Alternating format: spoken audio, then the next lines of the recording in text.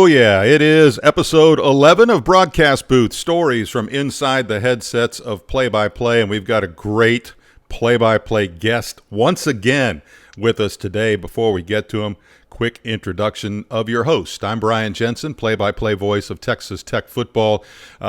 Boy, we are recording this one on the eve of the season opener in college football. So if I feel just or sound just a little bit jumpy today and a little more excited than usual, well, that may be the reason, because you always get excited when you are about to head into college football season, and I know that is true for our guest today as well. And he is the voice of Houston Cougar Football and other things that we'll get into as well. Kevin Eschenfelder, welcome.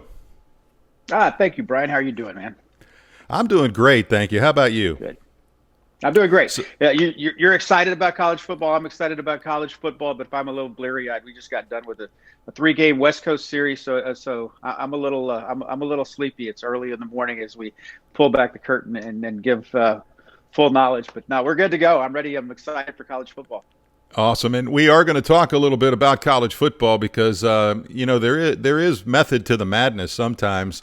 So it just so happens that the school that I represent is playing the school that Kevin represents this weekend in the opener, and so we'll get to that in just a minute. But we want to start with something that talk about something that had to have been one of the most exciting moments of all times. Take a look at what happened on the field at Minute Maid Park, the Astros honoring Kevin Eschenfelder with the Wall of Honor. And man, I get chills, and it's you. I mean, I can't imagine what it was like for you. You know what? It was something that was it was an amazing night. I was able to share it with my family, and that's what meant the most. But I don't know, 15 years ago, the Astros put together a wall of honor, kind of just honoring those who've dedicated service over the years to baseball in the city of Houston, to the Astros in the city of Houston. And growing up here, just seeing that the people that are up on that wall, and literally people that I grew up. When I say grew up, I'm talking about, one of the guys up there is Gene Elston, who was the one of the original voices of the Astros, and to have my name up there with his, not putting myself on that level, but I'm just saying, just that be up there and be honored in that same category. Bill Brown, who's a great friend of mine. The list goes on and on, but some of the greats in this city, and it's just amazing to have been honored like that. The Astros did a great job with AT&T Sportsnet, my company, my television company that I work for. They made it a special night for my family, and then it's voted on by your peers, by the people you work with day in and day out. And when you do baseball, as you well know, Brian, baseball is such an everyday thing. Over 6 months, it's a grind, but it's something that you love to do. And the thing about the honor that was so nice was the people that vote on that are the people that you work with on a day-to-day basis, people in the media here in the city of Houston, and they know what you do, you know what they do, and for them to have bestowed that honor on me and voted me into that category was really something very, very special. One of the most special things that's ever happened to me or will ever happen to me in my career. So, are you an emotional guy at all, Kevin? I mean, I can't imagine how you held it together because, like I said, just introing that and showing that first picture, and I saw on a couple of those images just the honor in your face. How did you make it through it? I don't know. You kind of go to a different place, maybe, because I'm bad. Mm-hmm. I mean, I'm terrible. I'm terrible with my kids. I'm with my wife, been talking about them and things like that. Yeah, I'm not good with that at all. And that's the stuff that'll get me the most, as you see my beautiful wife, but not Jose Altuve, the one next to him. But I'm bad holding it together with that. Also seeing my dad, and that's one that was really special because, man, I can see the pride in his face too. So, yeah, you got me just now. So there you go. It was really a special night. I mean, look at the pride in your face right there. For those of you that are listening to the podcast Thank on you. our YouTube channel, you can see the images that the Astros provided, and man, that you can just see it right there. It's fabulous, fabulous. No, thank you very much, Brian. It was quite an evening, and very humbling, very humbling. Now we showed Altuve a second ago. There's a couple other things from the Astros I want to get to before we move on to college football and some play-by-play, and that is okay. So a Father's Day present, not too shabby. The Altuve signed shoes. Yeah, I think that was at a charity benefit. My wife, that's my wife's doing. And then this is the one that I think everybody in sports is probably jealous over, and that is the World Series ring. What an honor! Oh my gosh! I mean, this past year was my 25th year with the Astros, but 2017 to have been around that long, and it's a franchise I grew up watching, and I've never done that before. I've never gotten anything like that, and when they send you that email saying the we would love for you to accept a World Series ring on behalf of the Houston Astros as a member of our organization, and I'm not even an employee of the Astros. It was quite something. It was one of those, another one when I got emotional calling my wife, telling her about that. And yeah, it's right behind me. And it's something I will always cherish. So, and luckily enough, I've gotten one World Series ring and American League Championship ring as well. So yeah, very fortunate. That is awesome. And the other thing that you have done quite a long time, pregame shows also with the Houston Rockets, right? And Yep. I got to talk a little bit about your sidekicks because Calvin Murphy, what a character he is, and love the jacket. And then when you were honoring Craig's this was great. Craig Sager, yeah, Yeah. that was Craig Sager night. We were, Craig had his. If people don't know, Craig Sager was the great Hall of Fame sideline reporter at TBS and TNT and all the Turner properties for so many years, and he was known for his very famous, let's call them loud jackets, and very interesting ones. So Calvin, so I called Calvin, and we were the NBA as a whole on that night. And by the way, Craig was being treated here. He's from Atlanta, lived in Atlanta. And Yep. he was being treated at MD Anderson Hospital in Houston. So we got to see him quite a bit during the latter stages of his battle with cancer. But so I called Calvin. The NBA had come out and did something that was really nice and said, you know what, we're going to honor Craig Sager. This was probably on the 1 year anniversary of his passing. And they had donated. His family had donated. I think it was a room in the children's cancer ward there for families. And so we all honored him by wearing the jackets. But I called Murph that morning. I said, Murph, you need to bring me a jacket. I don't have anything. I got some jackets. I got some, I've got some that a lot of people would consider loud, but I don't have anything considered Calvin Murphy loud. And so Murph said, okay. And he shows up, and Brian, he's got 3 or 4 to choose from. He didn't just bring me a jacket. He brought me 4 to choose from. And I chose that one. He goes, I knew you'd choose that one. And I said, why? He goes, because it's the tamest one out of the bunch. That's the tamest one out of the bunch. Wow. That he brought. And just an added note to kind of tell you the kind of person Calvin Murphy is, that jacket that he is wearing right there. And he told me it's one of his favorites. He gave me that jacket, and what he does about once a year, because this clothing he turns it over and over, and gets new stuff in. So he's got to do something with the old stuff. But I will. You know how it is in our business, Brian. People ask for donations for charity items, and he donated that jacket, signed the lining, and they donate it for charity, whatever the charity may be. And so that's the kind of person that Murph is. He's a great guy. He is what you see. And that there's no fooling around. He loves life. He loves being Calvin Murphy. He loves signing autographs. He loves taking pictures with people, and he loves being noticed in that jacket. It is his personality, and that's it shows on television as well. Well, that's fantastic stuff, and just having fun in those kinds of instances is such a great thing. I mean, and it does come across on the screen which is the whole point of what you are trying to do there, is to entertain the fan as well, and you guys do a great job at that. Speaking of great jobs and what we are here for in this podcast and show, I want to share what we're going to talk about now. Back to pass. Evans looking to his left, looking downfield. Now pumps once, pumps again. Ball is loose. Cougars have it. Running back the other way at the 15, the 10, the 5. Touchdown, Houston. Emeke Ebule picked it up, took it in, and the Cougars score with 1:21 left. They got to get off the field here before they get a penalty, but the Cougars, what an amazing play. And my goodness, did they need that in the biggest way. All right, you've been doing Houston Cougar football since what, 2013, I think? Yeah, this is my 9th season doing college football at my alma mater. That's where I went to the University of Houston. Grew up. My father was a student trainer at the University of Houston, and so I grew up going to games as a little kid.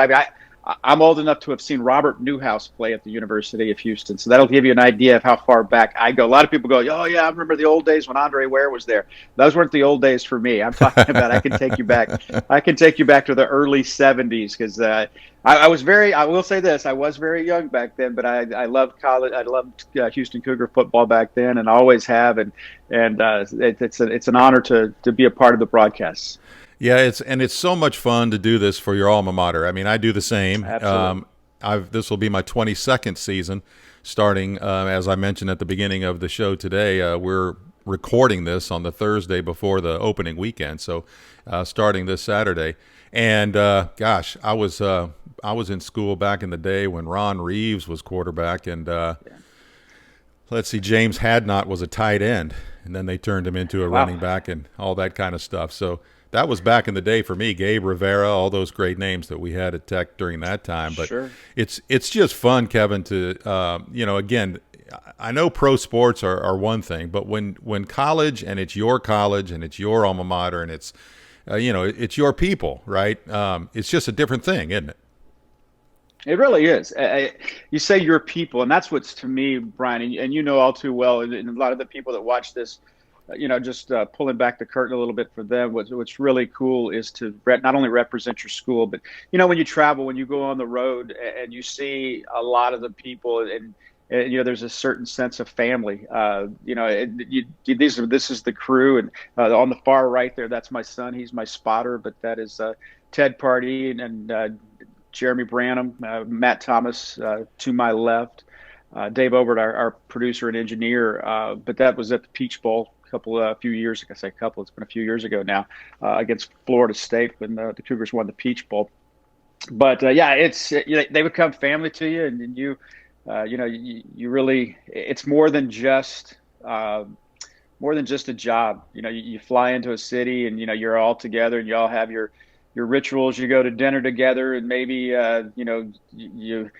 you head to somebody's hotel room, watch the college games that night, and get ready for your day the next day. And I think that's I believe that's at OU, if I'm not mistaken.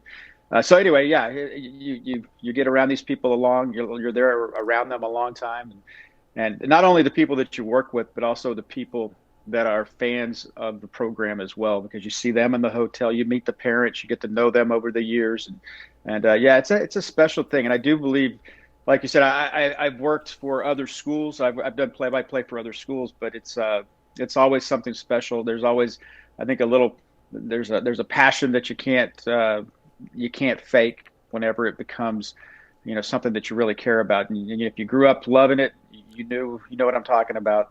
Loving doing play-by-play, and then loving doing the school. You put those together, and it's really something special.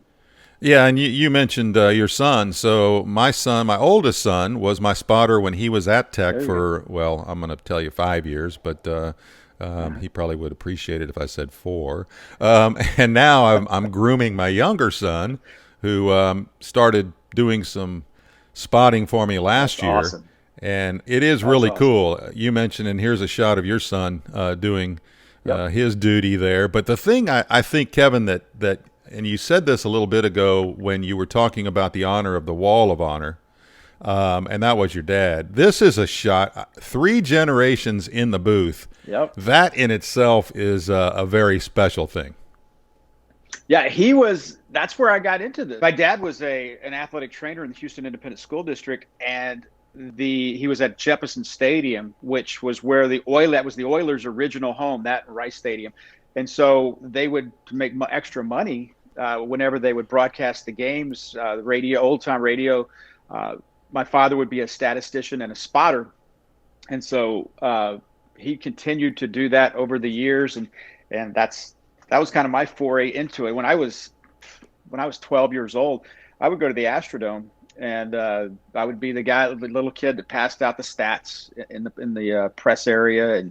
And we're talking about the late 1970s.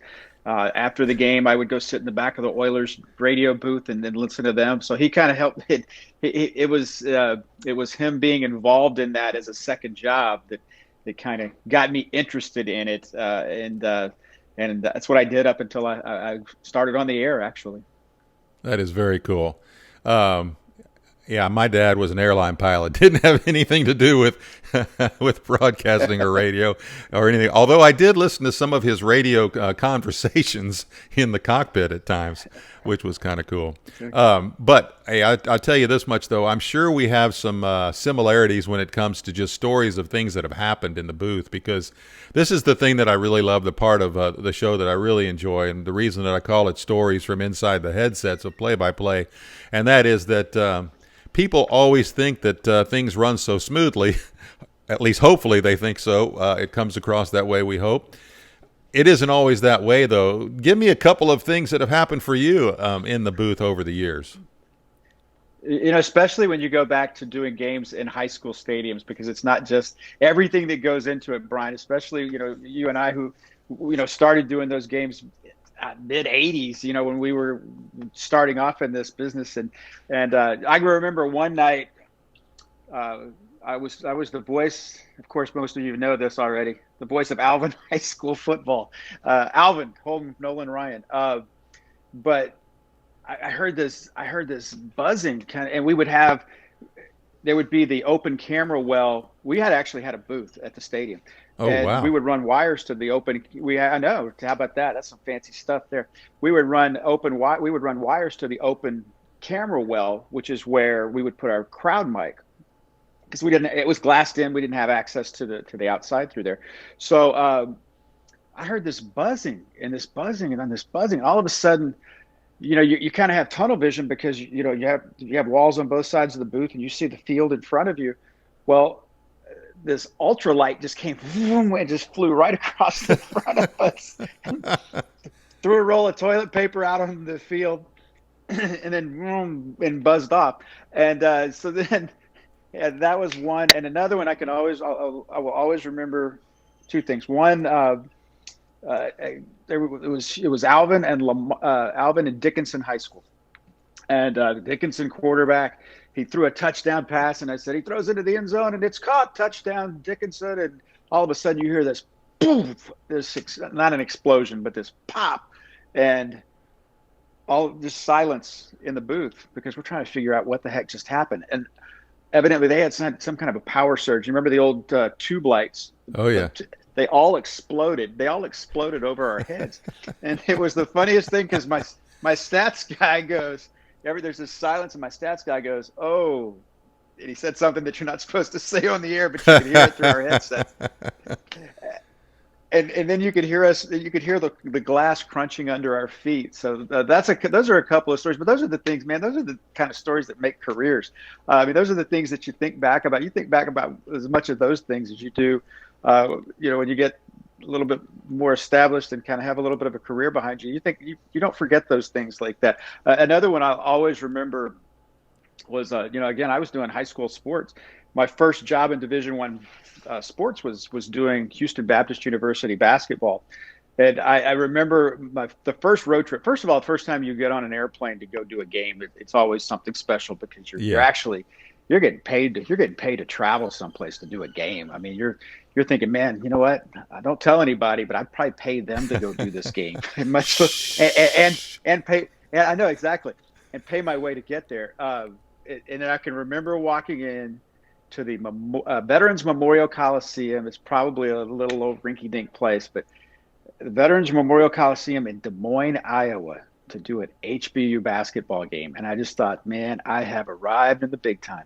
It was something special. I thought, here I was this time last year. I had my briefcase sitting on my lap on the top row of the bleachers in a gymnasium somewhere, doing my own stats while I'm calling the game. And it's funny, you just think back about those things. Oh, by the way, the Dickinson quarterback that threw that touchdown pass was Andre Ware. He went on to win a Heisman Trophy, obviously, and so that's another shabby part of it that kind of adds to that story. Yeah, that's the kind of thing you remember. Not too shabby at all. So, okay, so I'll have to share a couple with you. So one of them Yes, please. happened. Yeah, one of them happened at A&M when we were, it was I don't know, probably 2000, I want to say about 2004. So it was an exciting game, came down to the wire. And our stats person at that time, we had stats people rather than the computers and the online stats services that we have now, the late Tim Chambers. And so a pass down the sideline to Robert Johnson for the touchdown. I'm screaming as I always do. And you can hear this. And you can see the camera right now shaking like crazy when I'm pounding this bar that I've got. Well, he was pounding the wall on the side of the booth, and I'm literally looking around like, what is that noise? Have no idea what it was. We went to the break, and I go, what the heck was that? And he's just kind of sitting over there, kind of hunkered down because he was a little bit embarrassed by what had happened there. So that was one of the other one that I remember, and my partner John Harris tells this story about a couple of other times that this has happened with him in the booth because he's been in it so much longer than I have. But we were in Stillwater at Oklahoma State, and it was one of those nights where there's the attack of the crickets. And I am literally, I'm telling you that the window of the booth in front of us all of a sudden was covered with crickets.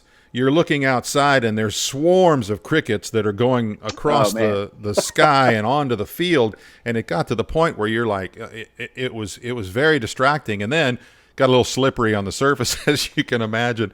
And then they moved on. It was just one of the weirdest things, but just one of those experiences, like you say, that you'll never forget. Yeah. You remember Texas A&M? You mentioned Texas A&M, and I was doing a women's basketball game. I believe it was either Fox Sports Southwest or one of the entities that was right there. But I was doing a women's college basketball game, and it was Texas at Texas A&M. And this was in the days. This was before Reed Arena. This was G. Raleigh White. And Brian, you remember how tight everything was? It was literally a gymnasium. And her name, why I remember this name, I have no idea. Danielle Viglione she was a really good shooting guard for Texas, and she had tried to save a ball falling out of bounds. She popped up to run back on the floor, and Reveille jumped up and bit her on the back of the shorts. And Reveille held on. She literally took 2 steps with Reveille holding on to the back of her shorts. And I would just always remember that. And you had to be careful because you didn't want to have any disrespect towards anybody's mascot or anything like that. But it was one of those just classic moments that was really, really good, and something that it's another one. I hadn't thought of that in years, but you mentioned Texas A&M, and I started kind of going through the memory bank there, and I remember that happening as well. Well, another experience that you've had that I wanted to talk about, and I appreciate the allowance to talk about this because I think it's important for fans to hear and to understand, and people in general. So in 2019, you had an experience that none of us want to have. We're so thankful that you're a very healthy play-by-play guy now. But describe what took place in 2019, September, I believe it was, right? Yeah, September 19th, September 19th over to September 20th. I had called the University of Houston at Tulane game. It was a Thursday night game at Tulane. The game was over. You get on the plane to fly home, and I did. We flew home, and I didn't eat. It was a late game. It was probably a 7 o'clock start, and got on the plane, headed home. I just didn't feel right. Had a heaviness in my chest. I didn't eat. I didn't want to eat that late at night, and I thought I'm just hungry, and got home. We go back to the school, pick up your car, come home, and get your bag and everything. And so it's 4 o'clock in the morning before I get home, 3:30, 4 o'clock in the morning. And the heaviness in my chest was starting to turn to pain. And about 5:30, I just couldn't take it anymore. I got out of bed. I was walking around trying to stretch out my chest. And my wife, I was laying literally with my feet, or I was standing with my feet on the ground and my chest on the bed with my arms stretched out, trying to stretch out this muscle spasm that was happening in my chest. And I mean, I had run, Brian, and I'm like you. I'm an active guy. I run. I exercise. I eat right. I do those things. I'm not going to be on an Olympic team anytime soon, but I try to do my best. But she said, I said, I'm having chest pain. She goes, what's wrong? I said, I think I'm having chest pain. She goes, I'll call 911. And I said, we'll compromise. Let's get in the car. We'll go to the hospital. And I'm not a panic button pusher type of a guy, but I knew something was wrong. And we got there, and man, they ran my EKGs, they ran everything, and everything was fine. It's normal. We're gonna put you on a treadmill, do a stress test, and then we're gonna send you home. And I looked at my wife and I said, I can't go home. I mean, there's something wrong. And then quickly they got the test results back, and whatever it is, the enzymes that they look at for seeing what's going on. All of a sudden now they're starting to. I got clipboards on my chest, and my wife is signing consent forms, and I'm being taken away. And I got out of the procedure, and I looked at the doctor and I said, did I have a heart attack? And he said, you had a major heart attack. Ooh. And so I said, well, I don't know what a minor heart attack is, Brian, but I know this. You don't want to have any of them. And so anyway, that was a realization. It was a realization that I just think back about it now, and I've always had people say, well, I got a new lease on life, and I've always had a great appreciation, I think, for what my family and what I have, and I've always tried to make it a point to appreciate the things that are happening in your life, because you never know when they can be taken away. But just the fact that my daughter's an Aggie, so that's my anyway.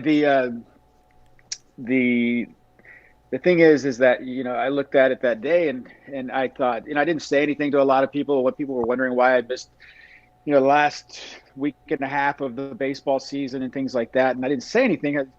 It's my private business. But then I thought, you know what, I'm going to tell people what's going on, because I literally, in New Orleans on a Thursday day game, the day of the game, I ran 4 miles, and in the September in New Orleans. I mean, I'm talking hot, humid. I ran 4 miles. By that night, the next morning, if my wife had not been home, I would have been in serious trouble. I would have died if my wife had not gotten me to the hospital. And I just think that is something I want people to know, that if something's wrong, don't wait around like I would have. My wife was a critical care nurse for 25 years. She was the smart one. If I had waited around, I'd have died. And the fact of the matter is, she got me there. That saved my life. And when you start thinking about the finalization of things like that, you go, man, just a little bit here, a little bit there. Had that happened on the plane on the way home that night? Did that happen in our hotel room the day before? It happened at the right place at the right time. And I'm a man of faith, and I believe that things happen for a reason, and maybe the fact that it happened for that reason was for me to help other people. Because, man, I'm a guy that tried to take care of myself and did take care of myself. But, heredity has a huge thing to say as far as these kind of things. And I did not look like, and I'm telling you how to put this, I didn't look like what someone might consider the stereotypical person that would be a candidate for a heart attack. And it can happen to anyone.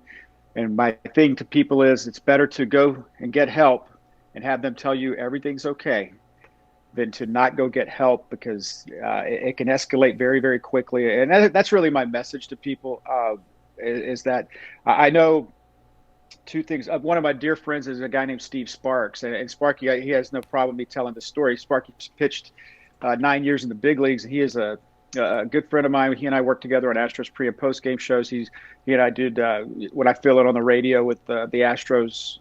We worked together there. He's the radio color commentator.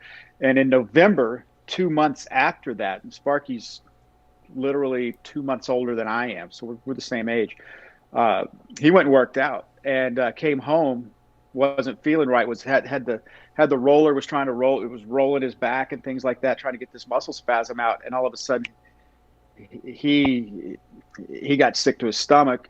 His wife, told me, I thought of you. He said, I think I'm having a heart attack. He got to the hospital. He went into cardiac arrest. They brought him back and saved his life. But I'm glad that Sparky told me, he goes, you know what? If it hadn't happened to you, I would have. It'd have been a bad situation. It was a bad situation, but it would have been a terrible situation had it not been for that. And so maybe that's the message I just want to have for people, is that I'm not here to tell some kind of a great story about my life. I'm here to tell a story that may help save your life. And that's what I had to say about it. Yeah, I think that is a tremendous message, and one of the reasons that I asked you before we started recording if it was okay to go there, and I'm so appreciative that you have shared that, Kevin, because I'm very similar age, and like you said, yep. Similar to you, work out a lot, do those types of things, but what those signals are and what those things are that you should start thinking about once you feel them. If people that have been through that don't talk about it, those of us that haven't yet aren't sure that we would know what those things are, right? And so I think that's a tremendous thing to do. I'm not giving anybody health advice, Brian. I'm just saying that, you don't have to. You can have a heart attack is caused for the most part by a lot of things, but I mean, it's plaque being in your arteries, right? And it can be that you don't have to be. Granted, there's some people that are more likely to have that happen, but it can happen to anybody. My both of my grandfathers died of heart disease, and like I said, I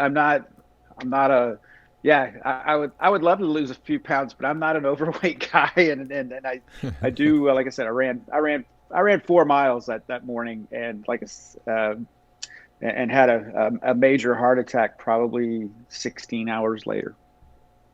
It's amazing.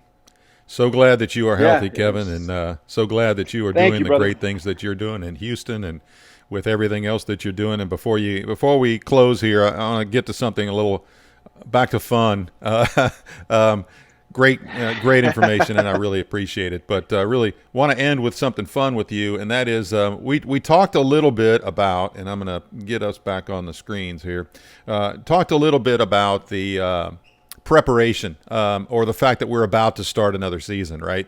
And I talked to play-by-play guys, and we'll be talking to play-by-play ladies when I have the opportunity as well about their preparation, because I get asked this more times than I would even believe I would have been asked this, and that is, people are always like, "Man, what do you do to get ready? Is it really tough? Is it easy? Do you just know these guys? How do you get a name right?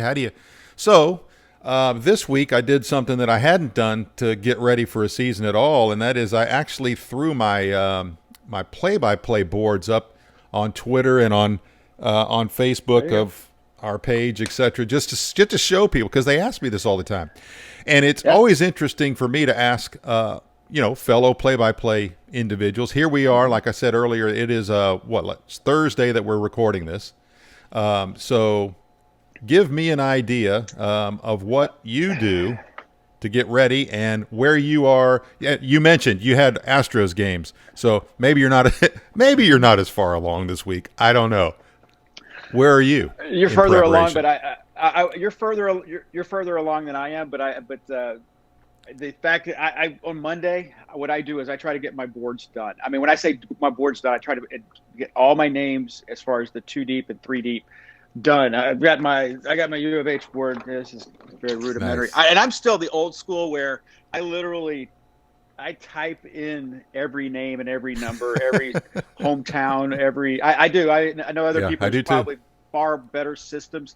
But I know people that actually pay services for it, and God bless you, that's great. But I enjoy the fact that I have to go through the names Yeah. I have to go through and things check out, because I've got to type it in, and I literally have to type in every name and every number. Now I'll roll over, obviously, I'll do one University of Houston one at the beginning of the season, and I'll just make the changes weekly. But yeah, as far as the opponent is concerned, I just think that helps me get the names and the numbers in my head. And what I literally do is I wish I had them with me. I have a deal of I'm very color coordinated. I think you guys know, you probably are too. Most of the people that do what we do, green is always my stats. Red is something else, black is something else, blue is something else. I do that when I keep scoring baseball. Red is a base hit, whether it's 2 lines for a double. Green is an RBI, blue is a pitching change. Anyway, but I do the same stuff, and that teaches my brain. And after we've done this for as long as we've done it, you automatically, you don't go, oh, green, that's his stats. You remember it in your head. But yeah, yours are much prettier than mine. I'll say that. But it's whatever works for you. I've got blue. Blue is career on this one, for example. Blue is career. I'll put this, if they played at another school, I'll put that in a color of that school. So same thing as you. It's just like, those are the kind of things that they strike me when I'm trying to, go in a hurry, which we all do in our ad lib profession. And it just sparks something in your head. Okay, that's what I know that is. You know what, Brian, I will always try to do too, is I will try to, and it's obviously can't do that now, but I will DVR whatever team we're playing the next week, and so I can get that idea. And all too well, I can sit there and remember. I can tell you, okay, number 12 is Clayton Tune, but until you see that guy, especially when it's the other team, until you see that guy, how he is, how he looks, you may be thinking that he's a tall, thin receiver, and all of a sudden you find out he's a kind of a short, squatty guy. But in your mind all week, he's been different. So it's until you see that, and I love to watch. I mean, then I go through the game notes. Obviously, any kind of game note I find, I will write it down in different colors. I'll tell you this, Brian, and this is something I know you've gone through too. I'm a name, height, weight classification. 6'3" junior out of Lubbock, Monterey. I'm that. So I have all that on my board. I think what's interesting now is, for the first time in our careers, because of the whole new transfer rules, it's more about where they played last than it is where they're from. And it's isn't that weird? I mean, it is weird. Houston's got a ton of transfers. Texas Tech has a ton of transfers. Yeah. I was looking, Arizona. You got them just like Houston does, and everybody's going to have them in college football. But it's almost like, where did they? It's not where they're from. It's where they played last year. Well, and here's the other thing that makes it kind of throws a wrinkle into what we've done in the past, and that is, do you put the stats from what they did last year, where they played, or do you put the career stats, or do you put, they actually played last year for Houston, but they played the year before that for Troy. Okay, so does Troy's stats even matter? I mean, it's like, you're right. It's like, this is crazy. So what I've tried to do on those is find something unique in their stats and just put that on the board, because you're not going to get to everything anyway. And that's what John's for. John is going to fill in all the blanks, and he literally comes in with a stack of papers still and all kinds of stuff to support. And if we're looking for a stat, he'll be over there pulling it while I'm doing the play-by-play. So I feel really comfortable with that. But yeah, it's a little bit of a different animal now. And hey, how are we going to handle the sponsors that these guys have? Are we gonna go, oh, that's the quarterback for Alabama, and he's now sponsored by, I don't know. Brought to you. So weird. Brought to you by Piggly Wiggly of Birmingham. Yeah. I don't know. It's a different world we live in, that's for sure. But I think we're both blessed to have kind of stemmed the tide and run through different eras, and it's been a lot of fun. But no, you're right. It is different. Is it better? Is it worse? I just think it's different. I think it's always going to change. 20 years from now, it's going to be different than it was in 2021. It's something that we just go with it. But getting back to the preparation, Brian, I'm a big game. You got to go through the game notes. It's always funny to me is that when you do the coaches show and you get a chance to visit, and Coaches' accessibility, their time has become, that's something that's really changed because, with Kevin Sumlin, he had so many fewer. I mean, I'm going back to when we started, but, a guy like, just going back to that, a guy that had more time during the week. He was more accessible. Not to say that Dana's not accessible. He's just busy. If I called Dana on the phone, he would talk to me, but I don't want to bother him with things like that. But I can get more from him by talking with him for a 10-minute conversation than I can do by reading game notes for an hour and a half. You know that all too well. Yeah. Then you kind of have to edit in your brain what you can say and what you can't say through what they've told you. Exactly. But it's exactly. Yeah. So anyway, it is accessibility, but at the same time. Yeah. But you also appreciate the personality, right? So it kind of depends on the personality of the coach, especially in college football. So, we've all had different ones, right? I've had the personality of a Mike Leach, the personality of a Tommy Tuberville, the politician, and I've had Kingsbury, of course, and now with Matt Wells. And you're right, every one of them has a little different approach to their accessibility, a little different approach to how much and what they're actually going to tell you, and you kind of have to gauge that as you go, don't you? Because if you take something too literal, and then you find out that that's not really what they meant. All of a sudden you learn, okay, the next time I'm going to take this with a little grain of salt, right? And you have to learn. You have to learn your coaches just as much as you learn the players. No, everybody is different. I've had the unique. You get the unique personalities. One thing that I think is when you work for a team like this, when you work for a certain school, is that the conversation. One of the first conversations I have with everybody, and for the most part, every coach I've ever worked with, I had a relationship that I knew them and they knew me, and I always told them first off, look, I'm not the media. What you tell me is between you and me. And that's the only way you can get access. Now, there's still some guys that are going to shut you down. But I had that same relationship with everybody I've worked with.